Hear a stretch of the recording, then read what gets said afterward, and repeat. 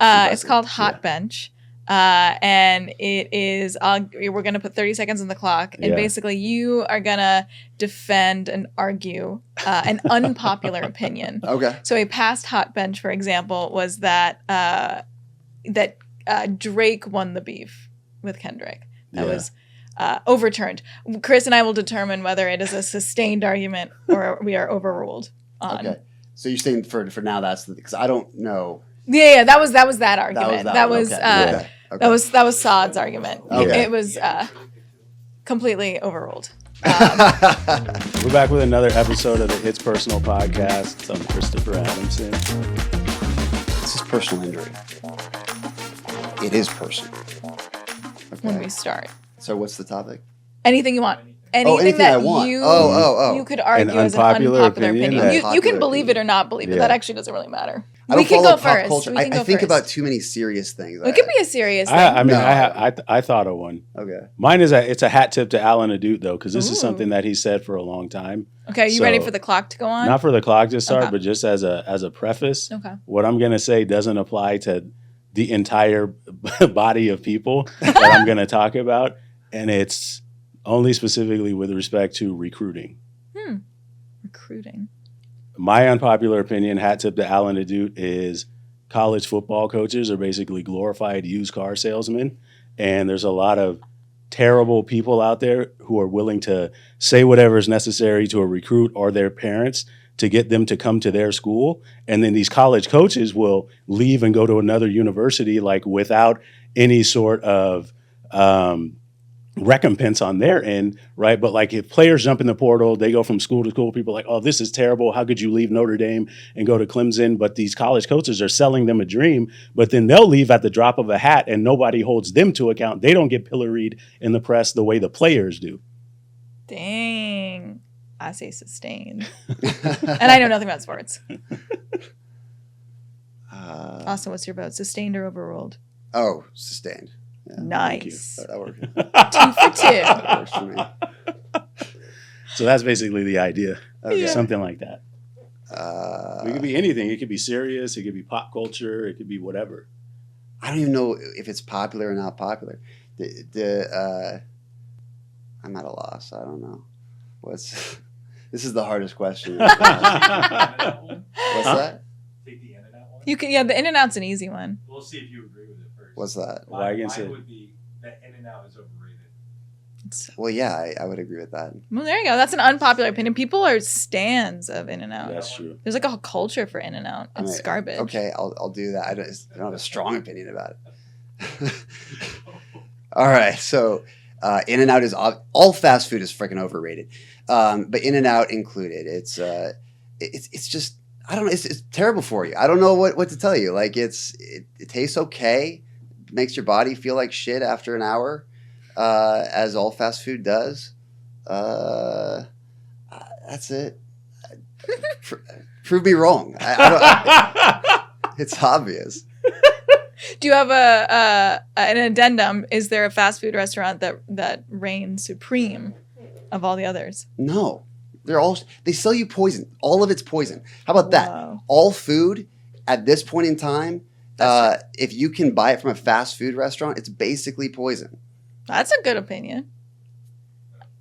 Facts. All of our water, we have plastic in every part of our body. Yeah. They're finding plastic in our brains. Yep. They're finding plastic in our semen. Yep. They're finding plastic in literally everything. Tap water has it. I'm literally boiling my water. Yeah, because I've got a filtration system, but they just recently found a study in this it was a Chinese research that you can actually if you ever boil water in like a kettle, you ever notice like the calcium deposits at the bottom and then the calcium film at the top? Yeah. Okay. So it's fine. It's nothing wrong with that with the calcium film.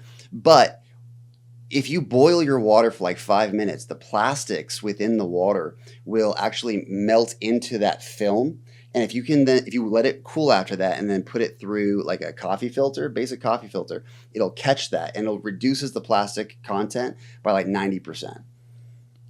So that's what I've been doing. I've got this giant bowl in my stove and I'm just boiling a ton of water, putting it in my filter because how much time does that add to your It doesn't, because I've got like a giant Berkey, and so the Berkey. What is a Berkey? It's like it's actually they've recently had to rebrand. What's that? Is this a camping thing? No, it's just a filtration system. It's one of those big. Looks like a big filters. silver barrel, basically. Yeah, and it's got like 4 carbon filters.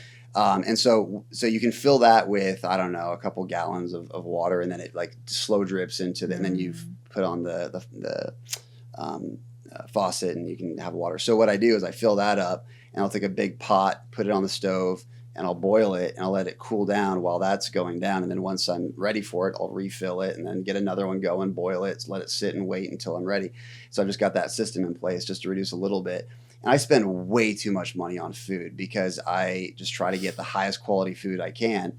And I try to get, organic when it's like, especially, things like blueberries and strawberries and raspberries that absorb those pesticides like nothing else. Yeah. So I spend a lot of money on that stuff. I don't really get, I don't have I've got an F-150, I don't get a lotot of fancy stuff. That's my unpopular opinion. That's a good one. Yeah. That's the one we'll take. We'll pretend that was on the clock, because that's good. That's good.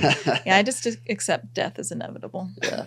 I've already consumed too many microplastics. And so sometimes I'll cook on the week, and then I'll make food for the rest of the week sometimes. Okay. Particularly if it's like steaks. But more often than not, it's the hot bar, because my wife and I both work, and the time that I'm saving in being able to spend time with my daughter and now my son, and being able to like just not have to spend the hour making it and the hour cleanup, that's a lot of valuable time for me with my family. So, because I was going to say, if you're cooking, you could do Maui Nui. You know Maui Nui? I do know Maui Nui. Yeah. So I've been using Butcher Box. It's ethically sourced venison from Hawaii. Yeah. They send you a box each month, or it could be every other month, or like every 3 months or whatever, but it's all venison meat. And like, I guess the venison population out there, it's like, it's not overrun. So it's not just like they're raising venison specifically for these boxes. It's like whatever the population is, it just supports like that amount of boxes that they put out. So there'll be times where they're like, oh, like we can't have new people on the subscription service because there's not enough venison to go around. So like they're careful about, I guess, preserving the population of venison. It's like ethically sourced. They eat whatever, it's like high quality venison, and they'll ship it to you in a box. So I do that. The last time I checked and I was going to do that, they were out of stock. Yeah, that's what happens. Yeah. So that's a great idea. Because of that, though, I ended up doing Butcher Box. Okay. So it's a similar idea. Yeah. Wow. Yikes. I go to like Trader Joe's and Whole Foods. But it is bad. I have noticed recently the produce is particularly disgusting. Yeah. So even Whole Foods, the quality at Whole Foods is tanked dramatically. Well, Daddy Amazon doesn't care too much about that. Correct. And also the prices are all the same. Like you're not like, it's funny. My wife and I will go to Whole Foods. She'll be like, "Oh, let's not go. It's like so expensive." I'm like, "It's the same price as Ralph's. Ralph's is so overpriced, and it's even worse quality." Especially if you go to like Ralph's Fresh Fare, which is like their higher end branded one. Yeah. And it's still bad. It's like the same prices. Yeah. No, it's true. Okay, I'm ready. For your unpopular opinion? Yeah. Okay. And it should be a popular opinion. Okay, The Day After Tomorrow is the greatest movie of all time. It gives you romance. It gives you action. It gives you thriller. Also, it's scientifically accurate now because the desalination point of the sea up north, it is literally happening. And when the movie came out in like 2004, they were like, this is bullshit pseudoscience. And now it's actually proving true. And that's why our weather system is like super fucked up. And it is a huge piece of contributing to climate change. So it's a great movie, well acted. Dennis Quaid, watch it. Day After Tomorrow. Okay. Because it's not John Cusack? No, it's Dennis Quaid and Jake Gyllenhaal. And Emmy Rossum. Great movie. You guys have not seen The Day After Tomorrow? We'd have to take that under submission because we haven't seen it, so we can't object or sustain. It's so fun. I can object. Okay. No, incorrect. Despite having not seen it. The reason being is the opinion that you set forth was that it is the greatest movie of all time.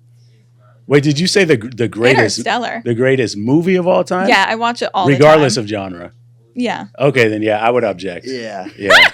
No, I was thinking the greatest disaster movie. Oh, that's fair. That's fair. The greatest movie of all time, hard objection. Yeah. You're still wrong. Go watch it. You're gonna watch it. Mind's blown. Okay. Okay. Yeah. Underrated, Dennis Quaid. Love him. That's all I got. Okay, cool. All right. Is that a wrap? That's a wrap. All right. On that terrible movie take. This podcast is brought to you by Adamson & Dute LLP. Hosted by Christopher Adamson. Produced by Lauren Henning and Chris Wigan. If you have thoughts or suggestions, email us at itspersonal@aa.law. The views, opinions, and statements expressed by guests on this podcast represent the personal perspectives of the individual speakers and do not constitute official positions of Adamson & Dute LLP or its attorneys, staff, or affiliates. Nothing discussed creates an attorney-client relationship, and the content is provided for general informational and educational purposes only. Always consult with a qualified attorney about your specific circumstances.